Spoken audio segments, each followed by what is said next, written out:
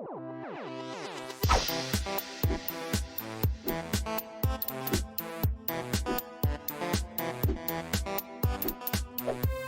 everybody, and welcome to another Quicksave review with me, RC. A Quicksave review is basically a Let's Play mixed with a review for a game that I'm currently playing, and I'm currently playing Tiny Racer on the Switch. And this is a budget racing game. It's $10 on the Switch. At the moment, I guess there's an introductory discount, makes it $7.99. But I'm not so sure that I can recommend this racer at $10. $5, maybe it would have been a little bit more understandable, but $10 seems a bit much. We'll get into that in just a second. But the first reason is this ice cream truck song that plays over and over and over and over and over again on the title screen. I've actually been listening to this now for like the past 5 minutes because I've been trying to get the video set up and everything.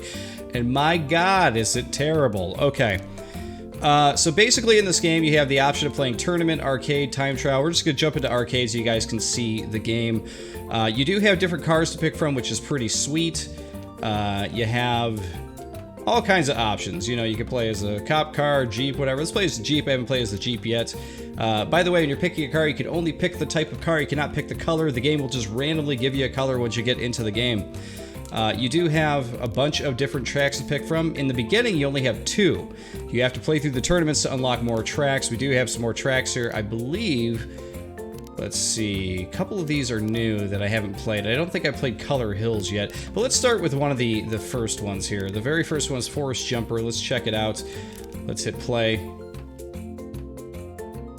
So on, first sighting of this game, you might be looking at this like, RC, what is the actual problem? Like, this looks pretty cool. And I agree with you. I really wanted this game to be awesome because it looks cool. I like the sort of like, flat-colored cars, oh, geez. Already got run off the road there, which is one of my complaints, which we'll get to in just a moment here. I like the look of this game. However, it may not come across very well in the video here, but the actual depth of field in this game it hurts my eyes. Like, you see everything in a very good light, basically like 10 feet in front of your car. We'll say 10 inches because these are tiny racers. But everything past that is blurry. And like I said, it may not come through the video very well, but it kind of gives me a little headache, like, as I'm playing here.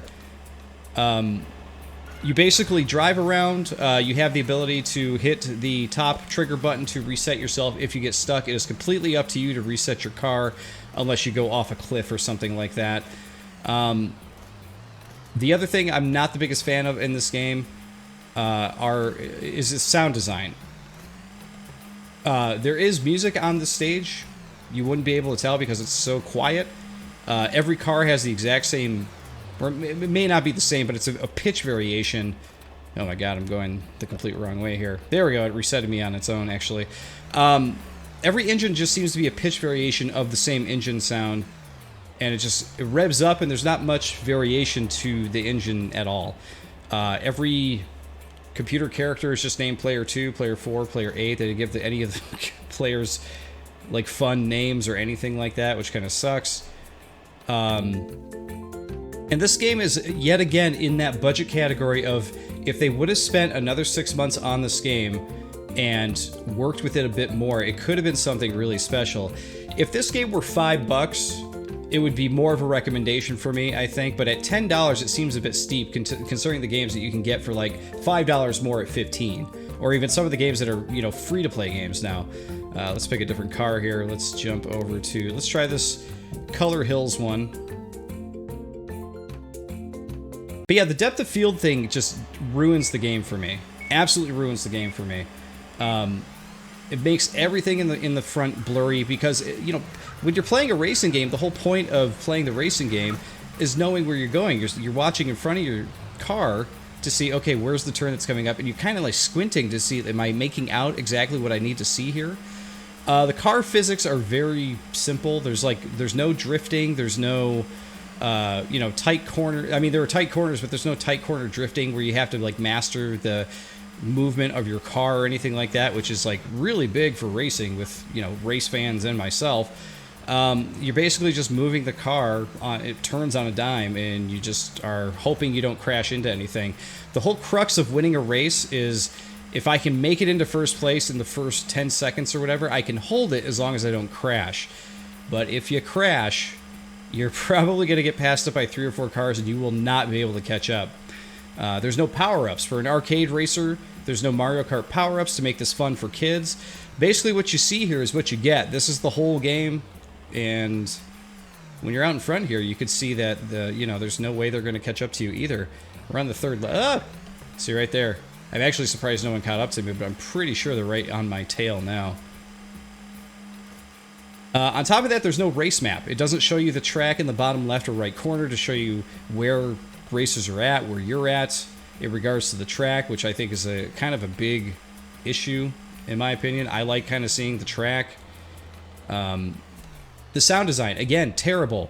The engine sounds are awful. There's no fanfare when you cross a lap. Like when you cross and you start lap 2, lap 3. Why is there no announcer that comes out and says, "Hey, lap 2, hey, lap 3"? How come there's no like sound just to let you know, like, bring you passed the lap marker? It's just a really strange design decisions in this game. I don't know if they made the game and just like didn't know any better or whatever with the sounds, but it's something I talk about in a lot of these indie budget games, is that I feel like the last thing that they think about is sound design, because either it's mixed terribly or the sounds themselves are just terrible. I don't remember, let's see, I don't know if we played Cone Madness. Let's try this one. I'll play one more race here just to show you the game. In at least half of it. We'll play as the big van too, which I think is pretty fun. But yeah, I mean, I love racing games. I mean, even like you look at these whams, like these comic book whams and pows and stuff like that. They pretty much happen constantly. And when I was first playing this, I was like, well, how come they don't have a sound that's like a comic book sound, like a psh, psh, psh, you know, something like that, to go along with the pows and the whams and stuff like that. Depending on what car you're driving, sometimes just going uphill, your car will just randomly pow and thud and wham. Look at that. Nothing even happened. It turned me around. Stupid. So now I have to reset myself, and now I've been passed by 5 cars. Okay, cool. But the thump and the pows and stuff happen so often, I could see if there was a sound every time it happened, it would be super annoying. Which leads me to the question of, like, why are they even in the game then? Like, they're just like kind of a graphic that pops up. They're not really that fun. There's no sound effect associated with them. Yeah, the sound design of this is just terrible. I can't say it enough. As a racing game, it's fine. And that's really all you can give it. It's fine. I don't really get the feeling, though, that we're playing as tiny racers. Like, I mean, you're seeing pylons and roads and roadblocks and stuff like that. None of these tracks seem to take place, at least the beginning tracks. Oh my god. None of the beginning tracks seem to take place in environments that would have you suggest that these are all toys. There are a few tracks coming up later on that I haven't unlocked yet that do, you know, kind of suggest that, but they're totally not in the regular game or in the preliminary game here. I played through one tournament and unlocked a few more tracks, and they still are all just like regular roads. Like, roads, if these are supposed to be tiny racers, like, we should be racing in like a kid's bedroom, you know, through like a picnic.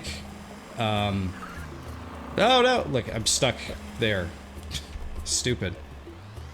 You know, just places like that, through a backyard, you know, through a pool party, and I do believe there is a beach party coming up. We'll take a look at that now. The other thing you'll notice too is, like, with this menu, if you look where it says restart, I believe behind it the button actually says play again, and they just plastered the word restart in front of it, and where main menu is, it just says menu, and they just plastered main menu on top of it. I don't know what's going on with this game. There are some real weird issues going on. Yeah, if we go back to here. Yeah, okay, so you can see there's a beach party. Like, that makes sense. Like, it would be a beach party. However, you know that when you race this, you know, this is a good environment for toy cars. Like, they would be on a beach with giant rafts. There you go. There's a bedroom. There's a kitchen. There's a bathroom. See, this is the stuff that you should start out with. Like, this is what gives you the idea of like micro machines and tiny racers and penny racers, that kind of thing. But look how many regular roads there are. There are... Okay, let's count. 1, 2, 3, 4, 5, 6, 7, 8, 9, 10, 11. There are 11 normal road tracks, and there are 1, 2, 3, 4 tracks that actually suggest you're playing with tiny cars. Like, it's almost like no thought or creativeness really went into those. All right, we're gonna go back. We're gonna go to my last real complaint with this game. We're gonna go to multiplayer. And I want to show you this real quick because we're just going to hit next and we'll just hit play. Oh no, of course that's locked, so we can't play it. Why they're not unlocked in multiplayer is pretty dumb. Alright, what didn't we play yet? Rocks, Heaven, okay. Play here. This is my biggest complaint here, is if you're going to play the split screen with your friend or sibling or something like that, look at this. Vertical split screen for a racing game? That doesn't even make sense. What? Why? Why vertical split screen? You want a horizontal. You want to see more of the track, more of your surroundings. Like, this is like playing that awful iPhone Mario Kart game that exists. Like, here you're like kind of scared to take like the wrong left or right turn because you can't see enough of the tracks here. It's real dumb. It is a real dumb decision. From what I could tell, when you pause, there's no option to actually change it. So if we quit... There's no option there in that menu, and if you go to settings, let's see. Graphics.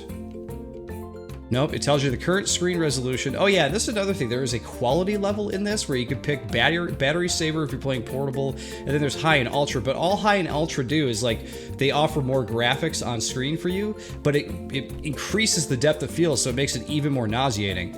Okay, so we have confirmed that there is no way... Unless they put it in the sound menu, which wouldn't surprise me. Nope, there's just a volume control. So the menu, the option menu, the settings menu is completely undercooked as well. And that, I think, is the best way to describe this game, is completely undercooked, man. It's like, the potential for something like this is pretty great because it feels like they have a good foundation. This feels like an early access game on Steam. This feels like a game that they released on early access where they're like, okay, we got 10 more months of development on it. We're going to be fixing all of this stuff. And now this is just like a $10 game you can buy. I normally try to be really positive on this channel, find the good in games, guys. While this is a decent little racer, and I use that in a very low decent range, I would stay away from this one. If you like racing games, stay away from this. I do not recommend playing this one.